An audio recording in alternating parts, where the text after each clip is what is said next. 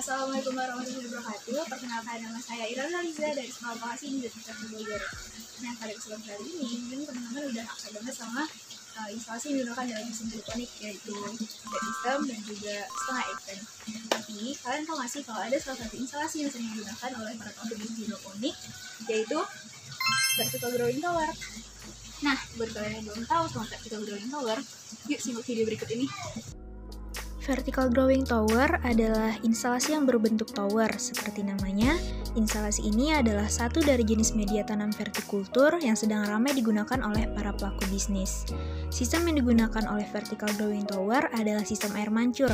Hal ini dikarenakan aliran vertigasinya yang mirip dengan aliran air mancur. Selain itu, lubang tanam instalasi ini lebih banyak dibandingkan instalasi horizontal loh, di mana 1,5 meter VGT bisa memiliki 40 lubang tanam. Artinya, produksi sayuran yang dihasilkan juga akan jauh lebih banyak. Jenis tanaman yang bisa ditanam dengan instalasi ini adalah tanaman yang berakar dangkal, seperti caesim dan juga selada. Ada salah satu perawatan khusus yang perlu dilakukan apabila kita menanam sayur menggunakan instalasi ini, yaitu rutin melakukan rotasi tanaman, supaya seluruh tanaman dapat tumbuh dengan baik dan tidak mengalami kutilang.